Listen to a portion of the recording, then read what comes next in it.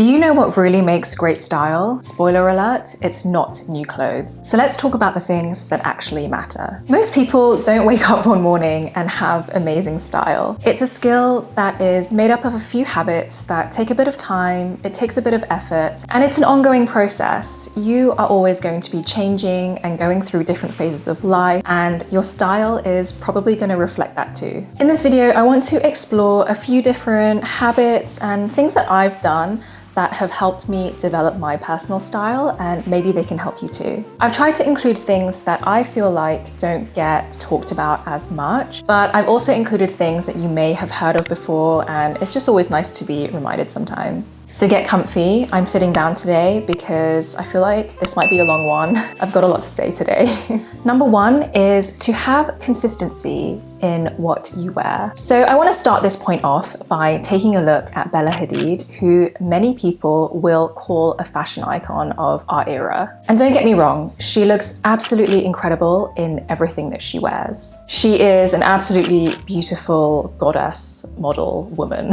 We've seen her do so many looks, from ultra glamorous to preppy, to office siren, to boho. And it's so easy to see why she's like one of the highest paid models of today. She could make a potato sack look incredible. But when we take a look at these outfits from the lens of personal style, I don't really get a sense of what her personal style is because every look is so different. But if we compare this to someone such as Zoe Kravitz, whose street style I absolutely love, and we look at pictures of Zoe Kravitz over the years, we can see that her style has stayed quite consistent. We can see that she loves minimal pieces. Sometimes they are a little bit oversized, but nothing is too fussy. She's quite laid back, but still very put together. And that even translates to her red carpet style, which I love. I think it's a really great example of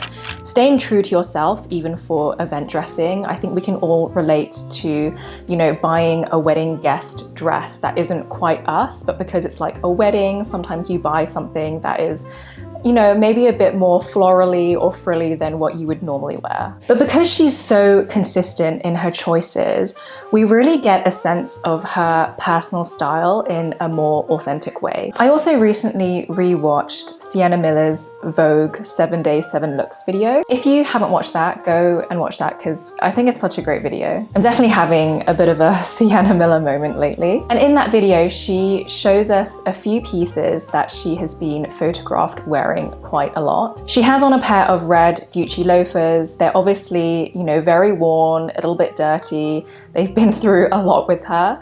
And, she's a celebrity. She could easily afford a brand new pair of Gucci loafers, but I love that she has committed herself to this pair, which she clearly loves so much.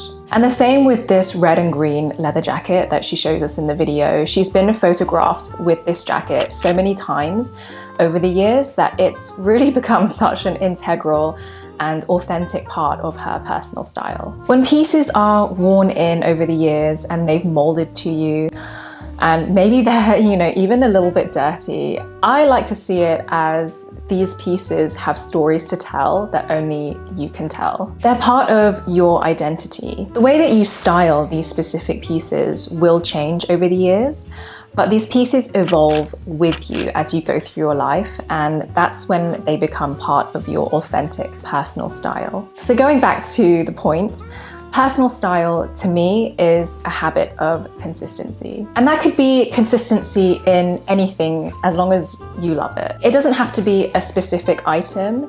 It could just be a color you love wearing. It could even be the way that you do your hair and makeup. It could be a certain shape or certain textures or a piece of jewelry that you love to wear. It could be the way you mix prints and colors. It could be that you love wearing denim and blazers. Having consistency means that over time, people recognize these things as being you.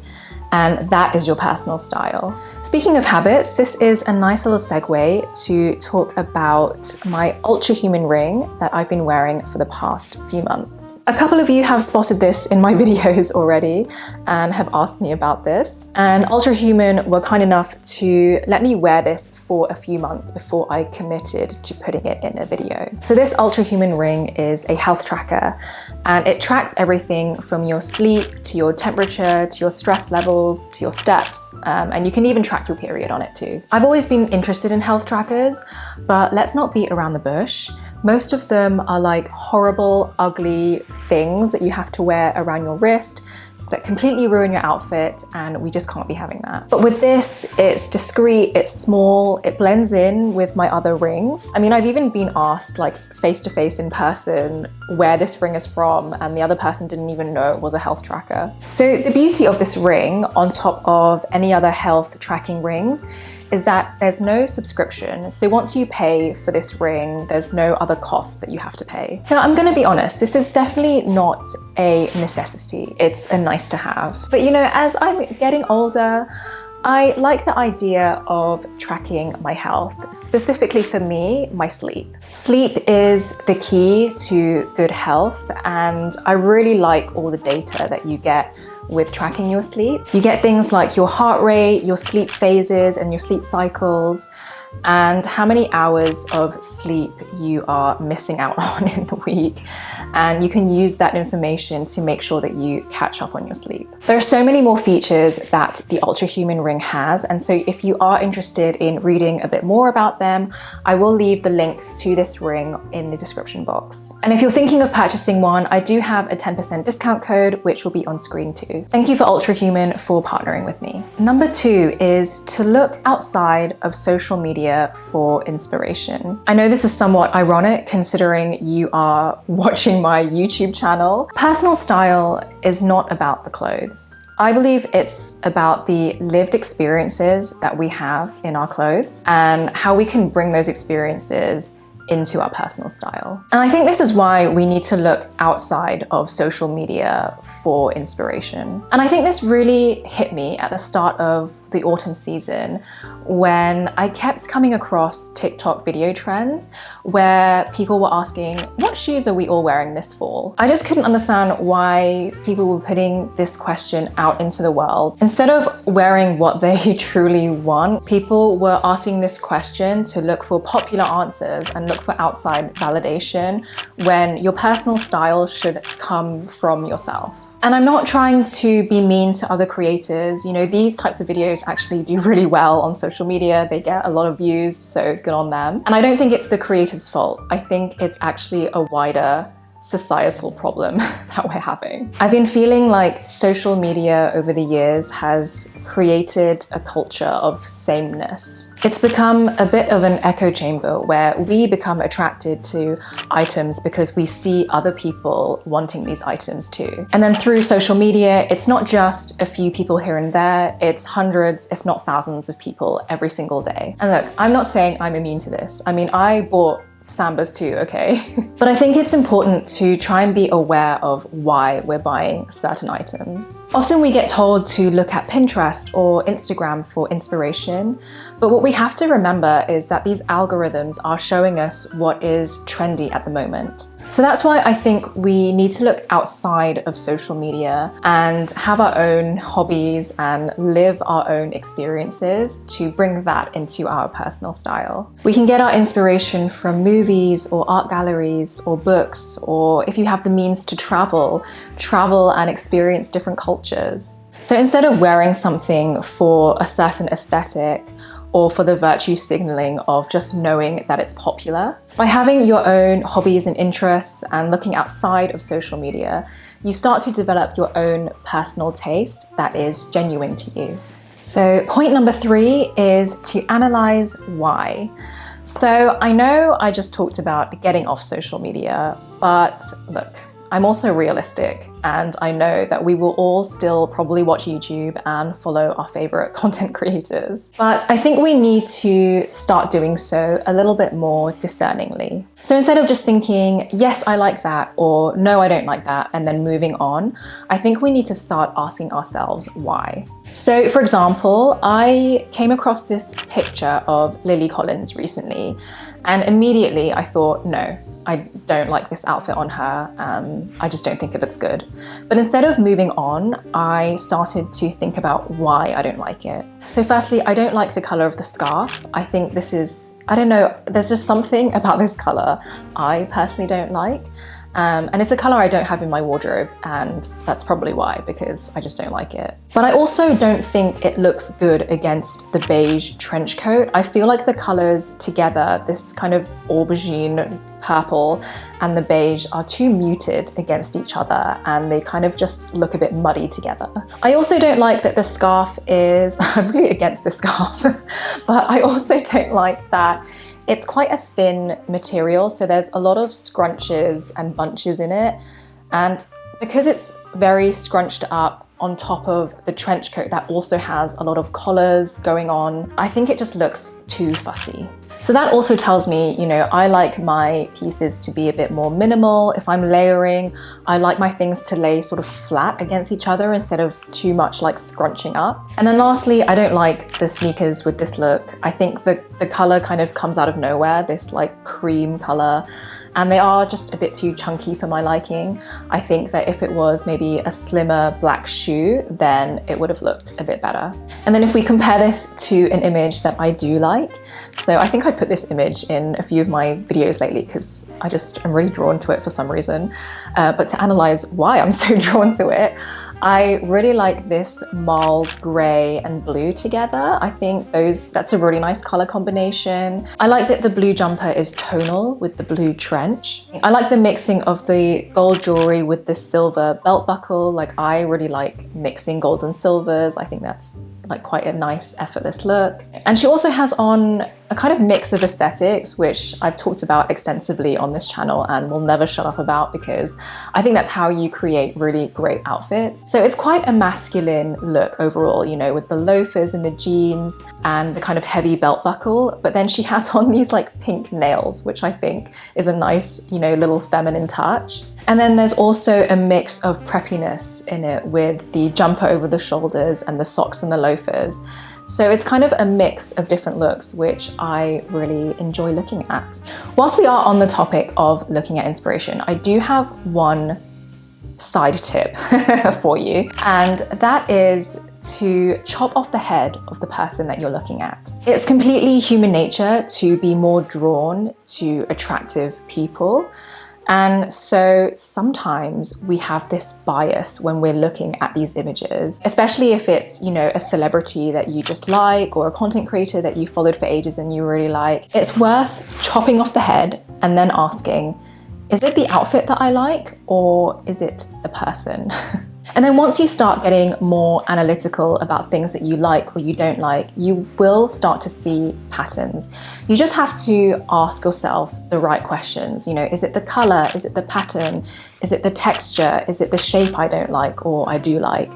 And you'll start to see things, you know, you'll start to connect the dots with things a lot more. So number 4 is to take the time to play. At the start of the new season, when the weather is changing, new collections are coming out, and everyone's talking about new trends that are emerging, it can get really overwhelming. I think I feel this the most when we go from summer to autumn. For some reason, it's just extra apparent in like September and October. And it's so easy to get sucked into consumerism. But before you decide to impulse purchase whatever you have in your basket, it's worth taking the time to play with your clothes that you already have. So at the start of the autumn season, what I would do is bring out a few pieces that I enjoyed wearing last autumn season, and I'll start making outfits with them and putting things together that I think would look good. And I'll also have pieces and accessories that I've acquired over the past year that I didn't own last autumn season, And so incorporating those into these outfits also, gets me feeling a bit more creative. It also reminds me of what I have rather than always looking for something new. Because isn't the whole idea of personal style about wearing what you love instead of giving in to every trend? And the idea of this wardrobe playtime is also to put things together that you might not normally put together. This is the time to experiment. It's just you in your mirror. There are no judgments here. If an outfit turns out badly, it doesn't matter. I think that sometimes when we are getting ready to meet our friends or for an event, it's always in a bit of a rush. I mean, surely I can't be the only one that always feels like I'm in a rush when I'm getting ready. And so because we're in such a rush, we just default to things that we normally wear and things that we know will look good, which is absolutely fine. It's good to have outfit formulas that you can rely on. However, I think this is the time to experiment, and you never know what you might end up loving with what you've created. But it's just about getting into the habit of giving yourself that time to play. And it doesn't have to take a long time. It can just be like one evening with yourself, put on some music, put on a show that you're watching just as background noise. I'm currently rewatching Charmed, and that's been really good, like enjoyable background noise for whenever I have to do stuff around the house. Number 5 is to organize and regularly declutter. I honestly believe that an organized closet is an organized mind. However, at this current moment in time, I'm really not one to talk. My wardrobe is a bit of a mess, but I am going to film a bit of a wardrobe reorganization, so stay tuned for that. But I did do a declutter at the start of this year, and honestly, that lifted such a weight off my chest. It just felt really good to get rid of things that I just wasn't using. I also think that having too much variety in our wardrobes causes us stress and, that decision paralysis. I'm sure you know the feeling. You're getting ready, you open your wardrobe, there's so much there, and yet you still don't know what to wear, which is ridiculous because we have so much to choose from. But the fact that we have so much choice just causes us to feel really overwhelmed. And I think it also stops us from putting together our best outfits. Because let's be honest, we probably don't 100% love everything in our wardrobes. From my declutter at the start of this year, I realized that I had a lot of pieces that I liked, but I didn't love. So I liked the idea of them, but maybe like the color was slightly wrong, or the composition was like not the best. Or maybe I had something similar that I just loved more and so didn't wear the other one. Having a well-organized wardrobe also just makes getting dressed so much easier. You know what you have, you know where it is, and you're not kind of like scrambling around trying to find it. Like I said, my wardrobe is a bit of a mess at the moment, so I'm quite excited after talking about organizing and decluttering. I'm quite excited to film a video about my own process. Number 6 is wearing a mix of old and new and vintage and pre-loved and designer, if that's in your budget. Wearing head-to-toe designer clothes doesn't make you fashionable. In fact, I think it does the opposite if you are relying on a certain brand to feel stylish. But by mixing brands and, old items and high street and designer and vintage and pre-loved, you get to create unique outfits that only you can have. You get to put your own spin, your own unique take on an outfit that no one else can recreate. But I guess instead of talking about it, I will show you 3 outfits that mixes everything in my wardrobe. Okay, so I will talk you through my outfit, which is a mix of old and new and whatever pieces. So these jeans, these are the COS jeans. These are the arch jeans from COS. I'm pretty sure they do this style every year, but a really great pair of high street denim. I love it in the dark wash. I think it looks great. Then I have it on with this belt that I bought from Ibiza a couple weeks ago when I was there. I really like buying pieces on holiday. It's a really nice reminder of that holiday when you wear them, and it just makes it more special because it's only available in that country. So this is a beautiful belt from a boutique leather shop in Ibiza Old Town. It was a little bit pricey, but I love belts. I thought it was really special and I really liked it. We were in the shop for ages whilst I debated which one to get. And then I have it on with this cardigan. This is also a new piece. It's kind of like a cropped cotton cardigan. I just really liked the like pointelle kind of detailing to it. I thought it was very sweet. Then I have it on with this vintage leather trench coat. This was my mum's and it's now mine. It's like 30 years old or something. So I love that. Then I have this Celine bag, which I've had for a few years now. I always wear it. It's probably my most used designer handbag. I just think it's so great to like bring around everywhere. And then is that everything? Then I have my loafers, which are about 12 or 13 years old. These are from Topshop when Topshop did a collaboration with JW Anderson. So you can Google however long ago that was. Pretty sure it was about 12 or 13 years ago. And so that is my outfit. And I feel like it's very unique to me because it's made up of lots of pieces from, you know, like this is my mum's and this is from Ibiza, and, you know, just picking up pieces here and there that make a unique outfit. So for my next outfit, I have on another pair of jeans. These are a pair of vintage Levi's that I managed to find on Vinted for £12. I was so excited when I found them and then even more excited that they actually fit, because that is a risk that you always take whenever you buy something on Vinted. But I just thought, you know, for £12, even if they don't fit, not so much of a loss, but they did, and I was very happy.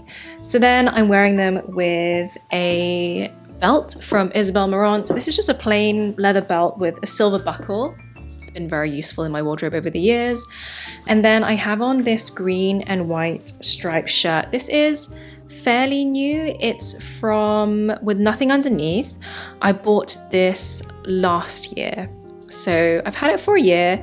I love it. Absolutely love this shirt. If you're ever in need of a shirt, ever, With Nothing Underneath is the place to go to. Then I have it on with this grey trench coat that I bought when I was in Japan in March. The vintage shopping in Japan, incredible. This was like £30 or so. And I absolutely love it. And then I have it with this brown bag from J. Crew. This is one I also bought last year, but I absolutely love this bag. I think this and the Celine bag I just showed you are probably my top two most worn bags. And then lastly, for my shoes, I have these Acne boots, which I've had for about 8 years. Yeah, wow, 8 years. They were probably like one of the first designer boots that I ever bought, and I still have them in my wardrobe. I just think they're a really good shape, really classic. I like the wedge. I feel like it's a little bit different. So yeah. So for my last outfit, I have on these trousers from Goo, spelt like G-U. And Goo is a sister brand to Uniqlo. I think it's meant to be like an even cheaper version of Uniqlo. But I got these from Japan and they were just such a good fit. And I think they were like £10 or something. So I just had to get them. I should have just got them in lots of different colors, to be honest. And this belt is just a plain black leather belt with this gold buckle. And I got this from a market when I was in Italy last year with my mum and my boyfriend. So that's another kind of like holiday purchase that always makes me think of the holiday. My top is a cashmere vest from Uniqlo. This was in my most recent Uniqlo video, so you would have seen that if you've watched that video. Then this leather jacket I've had for a couple years. It's from W Concept, and W Concept is like an online shop that has lots of different Korean designers on there. So this is like a Korean brand. And then my bag is a pre-loved Prada handbag. Really good find in my opinion. It's not a style I've seen before, and I just thought it was unique, but minimal, you know? It's got that sort of like 90s minimalism-ishness about it. And then what else? Converses. Had these for years and years and years, of course, a classic. And then I have on this red beaded necklace that I got from Mango. Yeah, I think you guys kind of get the point. Just a mix of like old and new and sometimes designer, and just the way you put together all of these pieces is what makes your own unique personal style. So the final point, which might be one of my favorites, is to start putting what you want to purchase into a wish list. I think using a wish list just has so many benefits. Firstly, you stop yourself impulse purchasing. You stop yourself impulse purchasing that trend that you are seeing everywhere and you think you want. We are in such a culture of see it, like it, want it, buy it. And I think this is so damaging to our personal style development and our wallets. Give yourself a moment to just build a wish list of things that you feel like you might be missing in your wardrobe. For example, on my wish list currently, I have a pair of black knee-high heeled boots because I don't own a pair, and a brown suede mini skirt. I think these two items for autumn winter would easily slot into my wardrobe. I have so many things I could wear with both of these items, and it would open up a lot of outfits for me. So by having these things on a wish list, when I inevitably see a piece that I like on social media, let's say it's a grey cardigan, I can consult my wish list and it reminds me that I have these two other pieces on here that actually I would prefer to buy over this grey cardigan. These are the things that actually I do want to save up my money for, and would rather put the money I could have spent on that grey cardigan into these two pieces. And then I can happily forget about this grey cardigan and move on. Sometimes I do see a piece that does get added to my wish list, but then after a few days, I'll come back to it and I'll decide that actually, I don't want this item. That initial excitement of maybe owning this item wears off after a couple days. And I maybe come to the realization that it's not the item that I wanted, but actually it's the celebrity that was wearing it or the content creator I saw it on. But giving myself a few days to think about it, to sleep on it, to put it on a wish list and then forget about it, has really saved me on a lot of occasions. I've definitely had moments of weakness. Marketing is a very powerful tool and it's only getting more powerful, to be honest. But using a wish list has definitely helped me, and it's also the mindset of knowing that there's always going to be a piece that I'm going to want. And if it's not this, it's gonna be something else. I hope this was helpful. If you enjoyed this video, then make sure to watch this one on screen, where I talk about the one small change that will improve your style forever. Thank you so much for watching, and I will see you in the next video. Bye.